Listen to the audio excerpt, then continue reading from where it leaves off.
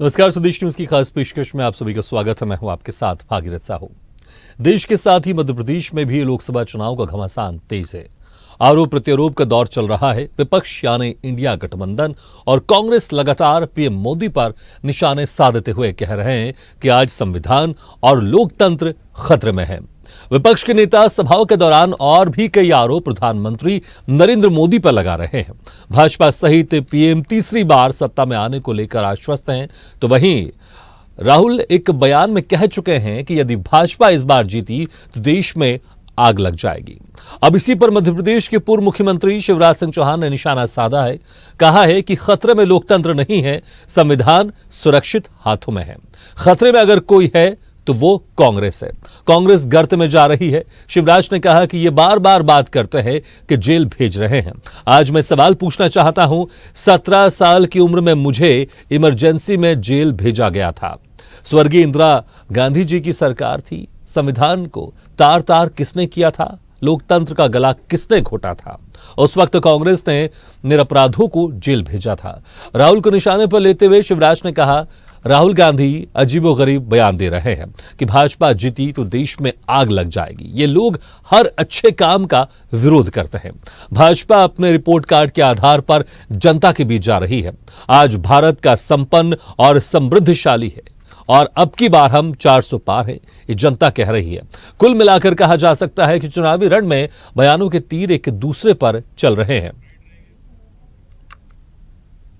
ये जो लड़ाई है, ये लोकतंत्र और कॉन्स्टिट्यूशन, संविधान को बचाने की लड़ाई है। एक तरफ कांग्रेस पार्टी और इंडिया अलायंस लोकतंत्र के लिए लड़ रहे हैं, संविधान के लिए लड़ रहे हैं, और दूसरी तरफ प्रधानमंत्री मोदी जी, अमित शाह जी और बीजेपी के लोग, आरएसएस के लोग संविधान को और लोकतंत्र को खत्म करने में लगे हुए हैं। कांग्रेस और कांग्रेस के नेता बार बार ये रट लगा रहे हैं कि लोकतंत्र खतरे में है, संविधान खतरे में है। खतरे में लोकतंत्र नहीं है, संविधान सुरक्षित हाथों में है। खतरे में अगर कोई है तो कांग्रेस है, कांग्रेस खतरे में है। कांग्रेस गर्त में जा रही है। ये बार बार बात करते हैं, जेल भेज रहे हैं। आज मैं सवाल पूछना चाहता हूं, कांग्रेस को जवाब देना पड़ेगा। मेरी उम्र थी 17 साल, 11वीं में पढ़ता था मैं, मुझे जेल भेजा गया था इमरजेंसी में। स्वर्गीय इंदिरा जी थी तब प्रधानमंत्री। संविधान को तार तार किसने किया था? लोकतंत्र का गला किसने घोटा था? केवल नेताओं को नहीं, मासूम बच्चों को जेल में किसने भेजा था? पहले यह धारणा रही होगी कि नेता कोई कितना बड़ा भी अपराध कर दे, भ्रष्टाचार कितनी कर ले, उसके खिलाफ कोई कार्रवाई नहीं होगी। लेकिन ये भारतीय जनता पार्टी का शासन है, प्रधानमंत्री श्री नरेंद्र मोदी जी है। अगर कोई गलत काम करेगा तो जेल जाएगा। कांग्रेस ने तो निरपराधों को जेल भेजा था। कांग्रेस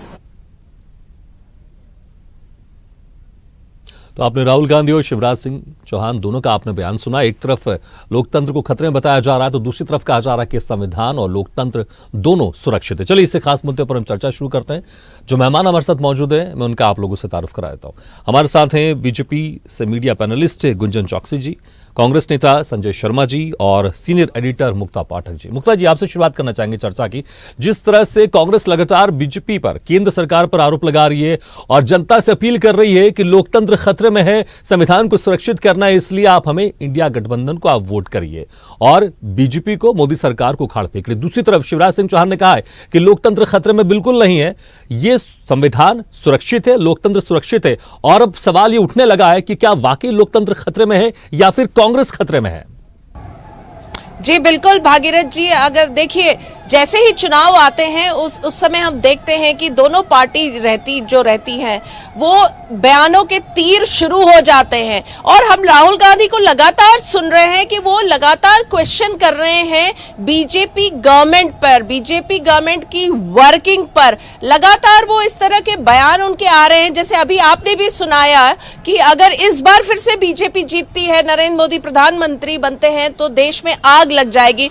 तो इस तरह के जो बयान आ रहे हैं वो जो है वो देखिए उस पे जाहिर तौर पे बीजेपी का रिएक्शन आना है, क्योंकि आप इस तरह के बयान देंगे तो एक तरह से वो भड़काऊ तरह का बयान है। तो उस पे देखिए पूर्व मुख्यमंत्री शिवराज सिंह ने आज जो है पूरा एग्जाम्पल देके बताया कि कैसे जो है डेमोक्रेसी जो है वो खतरे में नहीं है और किस तरह से उन्हें 17 साल की उम्र में जेल भेज दिया गया था इमरजेंसी जब लागू हुआ था। तो वो पिछला इतिहास बता रहे हैं कांग्रेस गवर्नमेंट के समय में किस तरह से जो है राजनीति थी और किस तरह से चीजें होती थी। तो देखिए इस तरह के बयान जो बड़े कद के नेता होते हैं, जो जिम्मेदारी के पद पे रहते हैं, जो लीड कर रहे होते हैं, उनसे उम्मीद नहीं की जा सकती, क्योंकि देखिए जनता सुन रही होती है।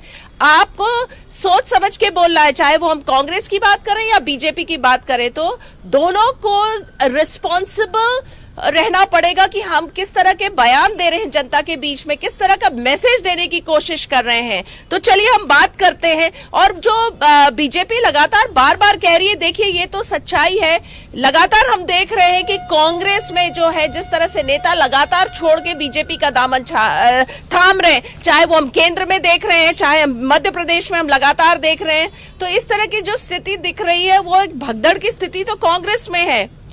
और अगर आप इस चीज को, भगदड़ को आप कंट्रोल नहीं कर पा रहे हैं और आप इस तरह के बयान दे रहे हैं, तो इससे मैसेज बहुत अच्छा नहीं जाता है। चलिए मेरे साथ गुंजन जी, हम उनसे पूछ लेते हैं कैसे आप देख रही हैं, आप इसको कैसे एनालाइज करेंगे इस तरह के बयान को।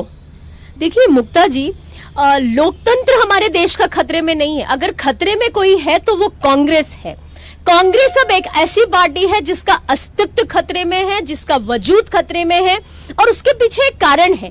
मैं भी सुन रही थी कांग्रेस के एक नेता को, और हम सुन रहे हैं राहुल गांधी जी के इस तरीके के बहुत ही निचले तरीके के स्तर के बयानों को। ये क्या दर्शाते हैं? ये दर्शाते हैं कि कांग्रेस का असली चाल, असली चरित्र, असली चेहरा यही है।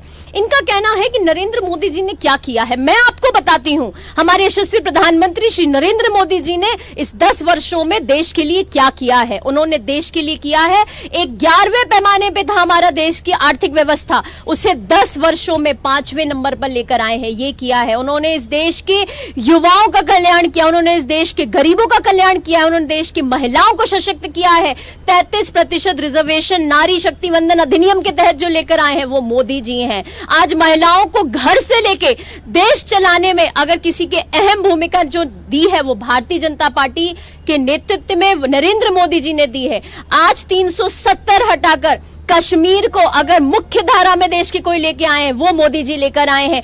कश्मीर का पहले नाम लिया जाता था पूरी दुनिया में तो टेररिज्म से उसे रिलेट किया जाता था, आज कश्मीर को टूरिज्म से रिलेट किया जाता है। इस टेररिज्म को टूरिज्म में बदलने वाले नरेंद्र मोदी जी हैं।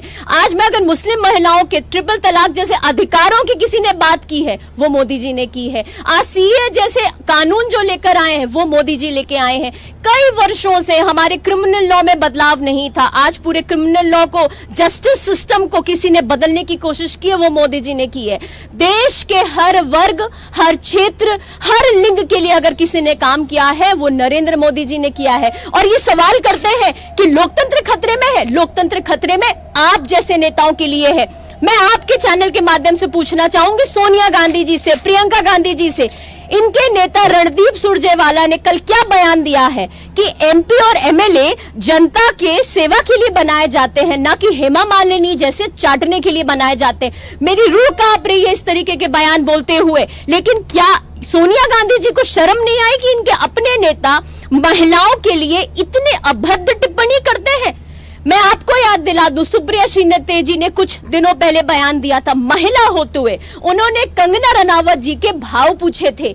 ये है आपकी आपका असली चरित्र? आप महिलाओं की सेवा की बात करते हैं, आपको महिलाओं का अपमान करते आ रहे हैं, हर पग पर आप महिलाओं का अपमान करते आ रहे हैं। याद दिला दूं कमलनाथ जी के बयान, याद दिला दूं दिग्विजय सिंह जी के बयान, जिन्होंने महिलाओं को टंचमाल आइटम बोलते हैं। मैं याद दिला दूं राहुल गांधी जी के बयान। आप महिलाओं के अपमान की बात करें, इसको लेकर लगातार हम डिबेट करते रहे और कहीं ना कहीं आज हम थोड़ा लोकतंत्र पर फोकस रखते हैं। संजय शर्मा जी, देखिए लोकतंत्र को लेकर जिस तरह से आप खतरे में बात कर रहे हैं, लेकिन शिवराज सिंह चौहान ने आप ही से सवाल किया है कि लोकतंत्र का गला किसने घोटा था। शिवराज सिंह चौहान ने खुद कहा, जब मैं 17 साल का था तब मुझे इंदिरा गांधी की सरकार ने जेल में डाल दिया था और अब अभी लोकतंत्र बड़े सुरक्षित हाथों में, संविधान सुरक्षित हाथों में। इसलिए शिवराज सिंह चौहान पूछ रहे हैं कि लोकतंत्र का गला किसने घोटा था। साहू जी, मैं स्वदेश के लोकप्रिय चैनल के माध्यम से शिवराज सिंह जी चौहान के सवाल का यही जवाब देता हूं जो भी उन्होंने आज कहा। यह जो आज पूरे देश के अंदर एक आवाज उठ रही है, उसका असर यह भारतीय जनता पार्टी के वरिष्ठ नेता पूर्व मुख्यमंत्री शिवराज सिंह जी चौहान के शब्दों में बाहर आया है। उन्हें यह सफाई पेश करना पड़ रही है कि लोकतंत्र और संविधान खतरे में नहीं है, क्योंकि लोकतंत्र खतरे में है। कांग्रेस नेता राहुल गांधी अगर लगातार कह रहे हैं, देश का एक एक बच्चा, एक एक युवा, आम जनता भी यह सवाल पूछ रही है कि जब आपको जनता नहीं चुनती है तो आप विपक्ष में क्यों नहीं बैठते हैं? सत्ता की इतनी भूख क्यों है? क्यों आप चुने हुए विधायक सांसद खरीद कर सरकार गिराते हैं? लोकतंत्र की हत्या नहीं है क्या? भ्रष्टाचार का आरोप आप लगाते हैं। प्रफुल्ल पटेल हुआ जिन्होंने 111 विमान का घोटाला का आरोप था, चाहे अजित पवार हुए, 70,000 करोड़ की बहुत लंबी सूची है, 25 लोगों की सूची है। जब अभी बड़े नेता जिनको उप नारायण राणे से लेके शुभेंदु अधिकारी से लेके असम के मुख्यमंत्री जो हेमंत बिस्वा शर्मा से लेके तमाम लोगों के नाम है, इनके ऊपर भारतीय जनता पार्टी के प्रधानमंत्री से लेके मुख्यमंत्री से लेके केंद्रीय मंत्री इनको भ्रष्टाचार का आरोप लगाते हैं। केंद्रीय जांच एजेंसियां उनको आरोपी बनाती है, उनकी जांच करती है, परंतु वही भ्रष्टाचारी जब भारतीय जनता पार्टी में ज्वाइन कर लेते हैं तो उनकी सब जांचें रुक जाती है। कोई मुख्यमंत्री बन जाता है, कोई मुख्यमंत्री बन जाता है, कोई केंद्रीय मंत्री बन जाता है। लोकतंत्र की हत्या नहीं है क्या? कौन से संविधान के कौन से भाग में ये लिखा है कि आप भ्रष्टाचारियों को पहले तो उस पर भ्रष्टाचार का आरोप लगाओ, एजेंसियों से उसके ऊपर कार्रवाई करवाओ और उससे जब आपके दल में आ जाए तो उसके भ्रष्टाचार की जांच रोक दो या किसी को मुक्त कर दो। अभी 2 की जांच खत्म करी। संजय जी, अगर सिर्फ भ्रष्टाचारी पैमाना है लोकतंत्र को लेकर, हालांकि जो आप आरोप लगा रहे हैं इसको लेकर बीजेपी नेताओं की तरफ से लगातार आप लोग को जवाब दे दिया जाता है, लेकिन भ्रष्टाचार की बात करते हैं तो बीजेपी भी तो आप लोग के भ्रष्टाचार की बात करती है कि आप लोग के कार्यकाल में कितना भ्रष्टाचार था, वो तमाम भ्रष्टाचार गिनाते हैं। तो फिर लोकतंत्र का उस वक्त खतरे में नहीं था। और जिस तरह से शिवराज सिंह चौहान ने कहा कि इमरजेंसी किसने लगाई थी? कांग्रेस ने लगाई थी ना। 2 साल तक ये देश में लोकतंत्र पूरी तरह से जंजीर में था, पूरी तरह से बंद था, वहां पर कोई अपनी खुल के आवाज नहीं बोल सकता था। ऐसा लगता था कि अगर कोई भी अपनी आवाज उठा रहा उसे जेल में डाल दिया जाता था। इसके लिए बाकायदा प्रावधान बनाया गया था कानून का। संवैधानिक संस्थाएं दबाव में है। अभी कुछ दिन पहले ही देश के चुनिंदा नामी वकील 600 वकीलों ने हस्ताक्षर करके सुप्रीम कोर्ट के चीफ जस्टिस को दिया है कि देश के अंदर राजनीतिक माहौल और राजनीतिक परिदृश्य के अंतर्गत किस तरह से संवैधानिक संस्थाएं दबाव में है। यहां तक भी उन्होंने लिखा कि कोर्ट के जज भी दबाव में है। आप संविधान बदलने की या संविधान खतरे की जो बात आ रही है वो इसलिए भी आ रही है कि आनंद हेगड़े जो भाजपा के नेता है, सांसद, उन्होंने कहा कि 400 पार आना है, संविधान में बदलाव करना है। संविधान में खतरा में नहीं आया, ये कांग्रेस नहीं भाजपा के नेता कह रहे हैं। कांग्रेस के नेता राहुल गांधी तो देश को सचेत कर रहे हैं, ये बता रहे हैं कि लोकतंत्र और संविधान खतरे में है, परंतु भारतीय जनता पार्टी की कार्यप्रणाली, भारतीय जनता पार्टी के नेताओं के बयान ये बता रहे हैं कि लोग ये 400 पार सिर्फ संविधान पर हमला करने के लिए, संविधान में छेड़छाड़ करने के लिए, संविधान में बदलाव करने के लिए 400 पार की बात कर रहे हैं। ये 400 पार की बात युवाओं को रोजगार देने के लिए नहीं कर रहे हैं। ये 400 पार की बात जिसे इन्होंने भारत रत्न दिया अभी स्वामीनाथन जी को, उन किसानों की आय दोगुनी करने के लिए और स्वामीनाथन रिपोर्ट लागू करके एमएसपी देने के लिए 400 प्लस की बात नहीं कर रहे हैं। साहू जी, आप इनके बयान देखिए, ये 400 प्लस क्यों आना चाहते हैं? ये इनकी छिपी रणनीति इन्हीं के नेताओं के मुंह से निकल रही है। लेकिन देखिए, आप जो तमाम बातें कर रहे हैं, अगर जनता अगर चुन के लेकर आती फिर से, अगर आपकी बात मान ले या बीजेपी की बात मान ले, अगर जैसे कि आपने कहा 400 पार आ गए तो संविधान बदल देंगे, लेकिन अगर जनता ये सब कुछ सोच समझकर अगर उसके बावजूद भी वोट कर रही है और बीजेपी 400 पार के बाद आ रही है, लेकिन इस बीच में फिर राहुल गांधी ये कहते हैं कि अगर ये दोबारा चुनकर आ जाते हैं तो देश में आग लग जाएगी, कहीं ना कहीं जनता का अपमान भी नहीं है। गुंजन चौकसी जी, देखिए, तमाम जिस तरह से आप लोग आरोप लगा रहे हैं, संजय शर्मा जी भी कह रहे हैं, वो भ्रष्टाचार की अहम बात कर रहे हैं कि भ्रष्टाचार की बात कर रहे हैं। और भ्रष्टाचार यहां पर जिस तरह से लगातार आपकी पार्टी को लेकर आरोप लगा रहे हैं कि जो नेता भ्रष्टाचारी है, जब आप उनको अपनी पार्टी में शामिल कर लेते हैं तो उनका भ्रष्टाचार खत्म हो जाता है। ये लाइन को लेकर कहीं ना कहीं लोकतंत्र की भी बातें कर रहे हैं।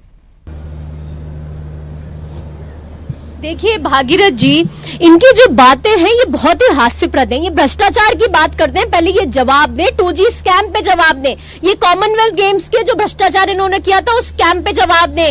ये नेशनल हेराल्ड केस पे जवाब दें। ये कोयला कांड पे जवाब दें। इनके पास जवाब नहीं होगा। जब भ्रष्टाचार करते जाओ, करप्शन करते जाओ, और अगर ईडी सीबीआई आपके ऊपर कार्रवाई करे तो आप कह दो कि ये तो भारतीय जनता पार्टी ने भेजा है, ये बहुत बढ़िया है। ये लोकतंत्र की ये बात करते हैं। देश में अगर भ्रष्टाचार हुआ है, अगर आपने गुनाह किया है तो आपको उसकी सजा मिलेगी। ये संवैधानिक संस्थाएं ईडी सीबीआई जैसे पे आरोप प्रत्यारोप लगाने से पहले इन्हें शर्म नहीं आती है।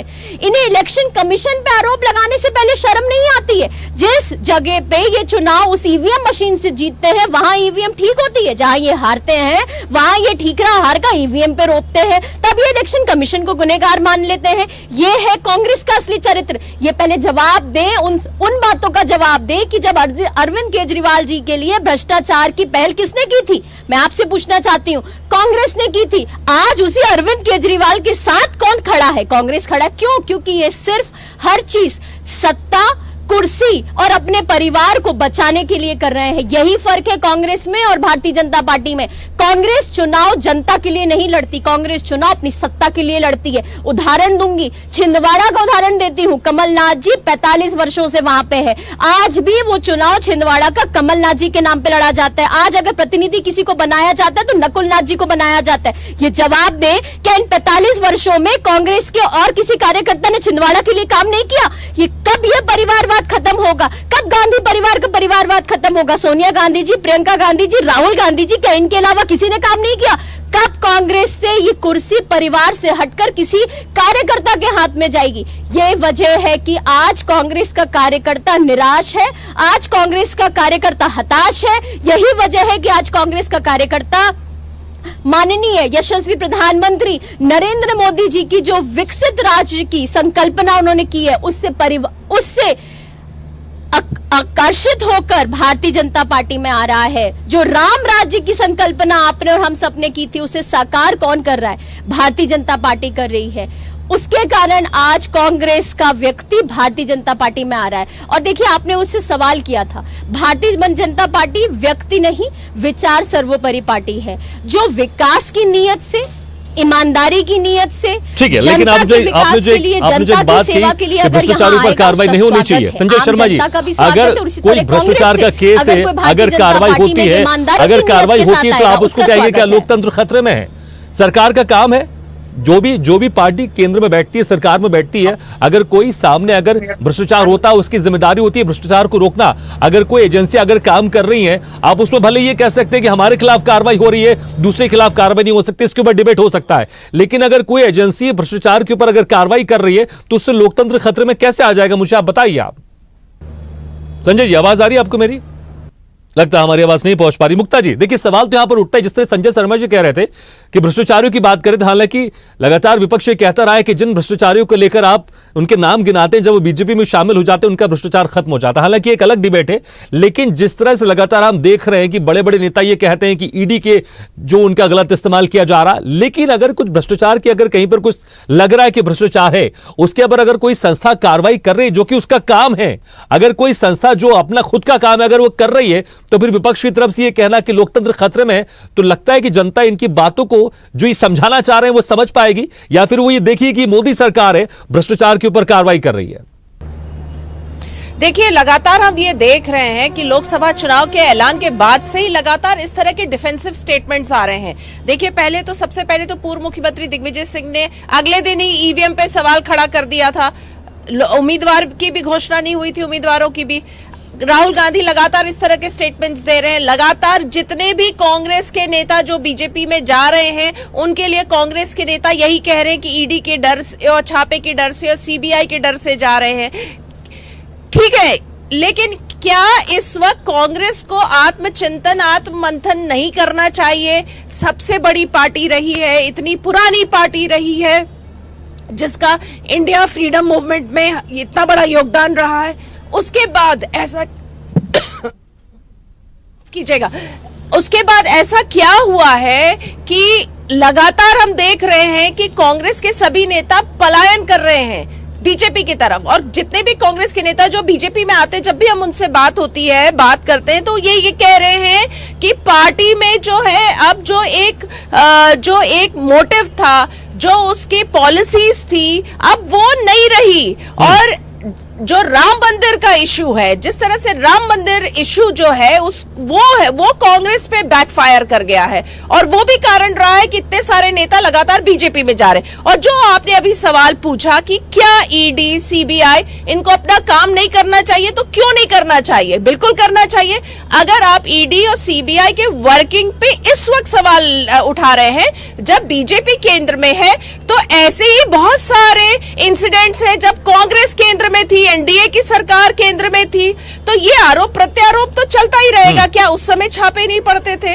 क्या उस समय ईडी नहीं अपनी काम करती थी? क्या सीबीआई काम नहीं करती थी? बिल्कुल करती थी। तो उस समय भी